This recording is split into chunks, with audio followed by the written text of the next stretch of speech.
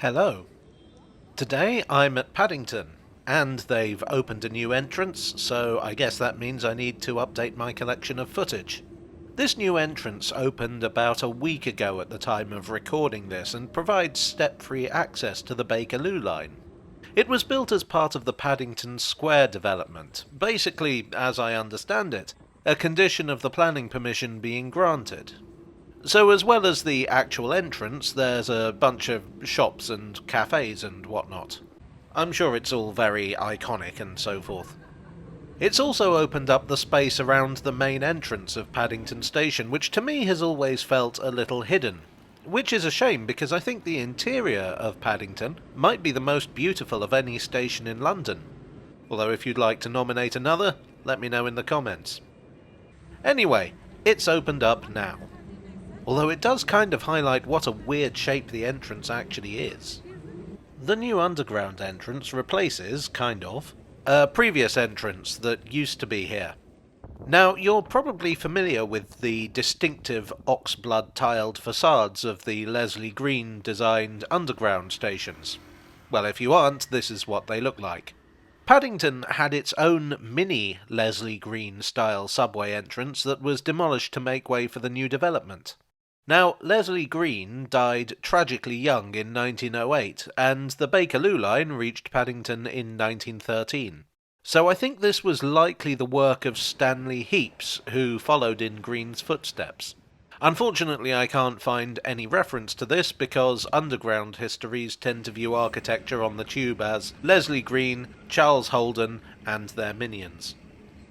It was demolished to make way for the new development, and I think it's unfortunate that it couldn't be saved in some form. I mean, it was just a little thing. I feel like it could have been moved elsewhere on the network, or, I don't know, incorporated into the London Transport Museum or something.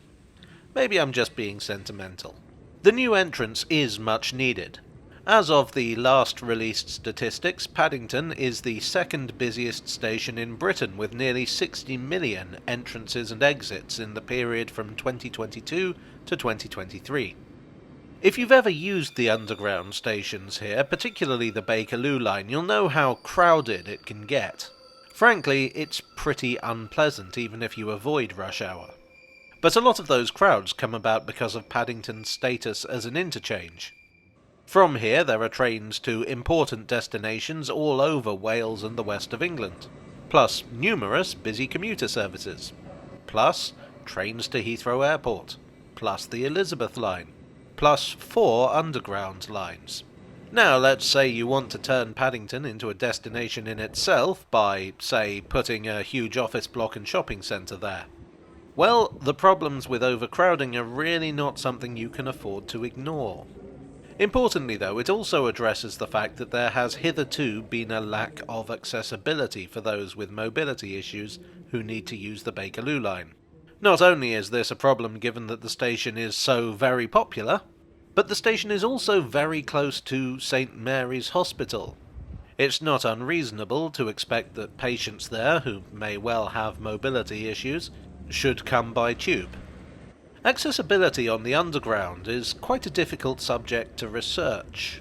Partly because, to be honest, it's something that tends not to be talked about much in histories of the system, but mostly because, until relatively recently, it just wasn't a thing. In 1913, no one was thinking about how disabled people would use the new fancy electric tube. I think the general consensus was, well, they won't.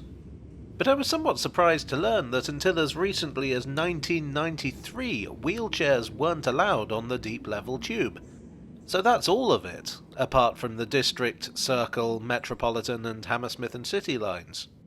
Even today, only about a third of the tube network has step-free access. A key piece of legislation in this regard was the 1995 Disability Discrimination Act, which basically was exactly what it sounds like. You cannot, legally speaking, discriminate against disabled people.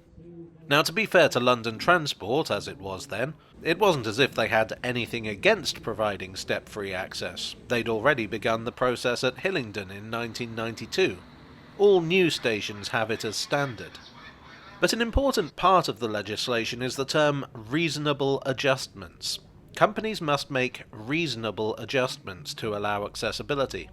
The difficulty with the underground is that much of what needs to be done to give a station step-free access falls outside the bounds of reasonable adjustments. Extensive and expensive rebuilding is often required, so alterations tend to get made on an as-and-when basis, when a station requires refurbishment or expansion. This development provided just such an opportunity, and the fact that Transport for London didn't have to pay for it, well, that's a happy bonus.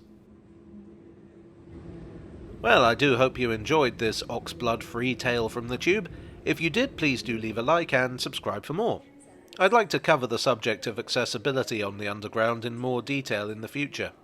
It's something that people have requested, and I've come across a few interesting bits and pieces on the subject.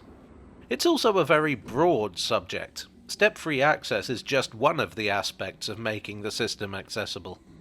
So anyway, I hope to bring that to you at some point in the future, hopefully the not too distant. I would like as ever to thank my donors on Ko-fi, on Patreon, and here on YouTube for your always generous support. You are the condition to my planning permission. And I will see you all again very soon. Cheerio.